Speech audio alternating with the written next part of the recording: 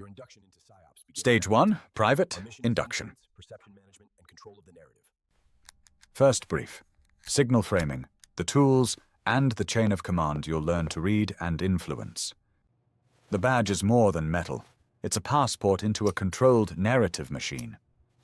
You plant a neutral cue and wait, cataloging micro-expressions as your first data point on the unit's mood. The mood report converts observation into numbers. The first proof your signals carry weight. You learn the cadence, how authority cues are sequenced to become invisible architecture of belief. Through the glass, you see how framing arrives before argument. Perception precedes reasoning. Debrief logs turn moments into patterns, and patterns reveal consequences you didn't intend. Each ethical checkpoint becomes a calculation, effectiveness weighed against the cost to real people. The insignia is a reminder. Authority carries ripple effects you can't fully foresee. Stage 2, Corporal, Calibration. You tune tone and timing, testing how small shifts bend the unit's emotional curve. The curve shows the exposure sweet spot, enough to persuade, not so much as to provoke backlash. Each cue teaches you a threshold, how repetition and tone combine to rewire small group dynamics. Success tastes hollow when an individual statistic stumbles, the first real twinge of doubt.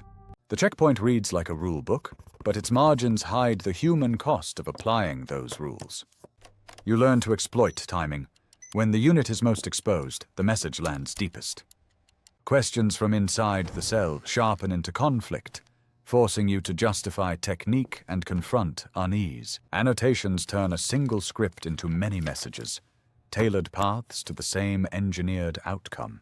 Each update tightens the feedback loop. Your small edits ripple through daily briefs and watch rotations. A sharp dip forces a tactical recalibration, and a choice about how far you'll push to reverse it.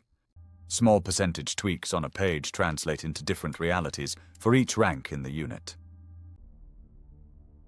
Stage 3, Sergeant Escalation. You assign channels and windows, orchestrating when and where the narrative should swell. Resistance becomes a counterweight. You defend the plan while feeling the scale tilt under your hands. The log reads like cause and effect, a ledger of what your commands produce in people.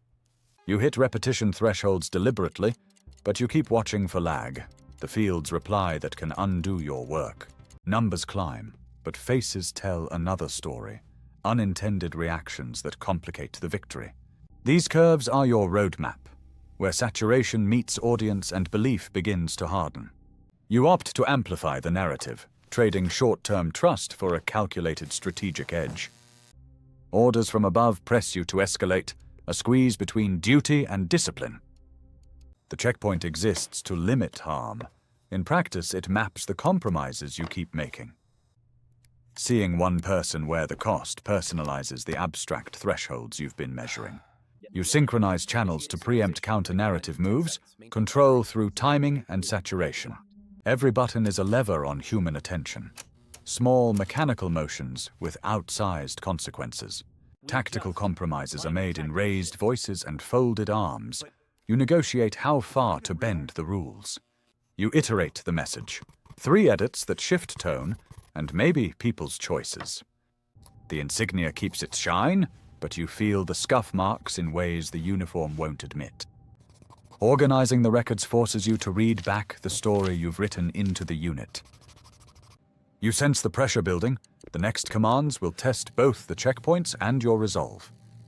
You craft the campaign plan that will trade immediate trust for a strategic shift in group behavior. The panel's settings are the practical language of influence, precise, repeatable, and quietly invasive. You lock cadence to engagement tiers, aiming to move entire segments in step. Each micro-expression maps to consequence, the cost of persuasion traced in a single jawline. Slides condense complex strategy into instructive steps, how to shape a narrative without being noticed.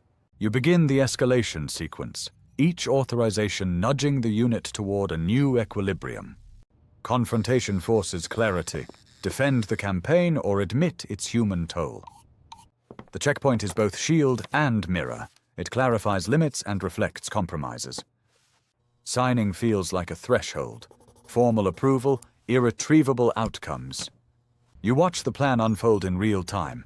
Each tick logged for review, each response recorded. The dashboard confirms reach. Exposure curves approach threshold, but pockets of resistance remain. Field feedback arrives with both victory and casualty, unintended impacts that complicate after-action truth. Report on Stage 4 stabilization efforts. Stage 5, Aftermath and Debrief. Collateral minimized. The debrief reduces choices to graphs and quotes. Success measured against the lives it reshaped. These reports trace the engineered chain reaction. Each margin note a small human consequence. The teammate forces a reckoning. Was the gain worth the fracture you left behind? You measure success against a private ledger of cost. Fatigue and doubt reflect back at you. The discarded plan is a relic of what was tried, a quiet testament to how narratives leave marks. Faced with another choice, you must decide whether to repeat the playbook or to change how you define acceptable influence. You leave with the campaign's residues, growth, fracture, and the uneasy knowledge that ethics and effect are now forever entangled.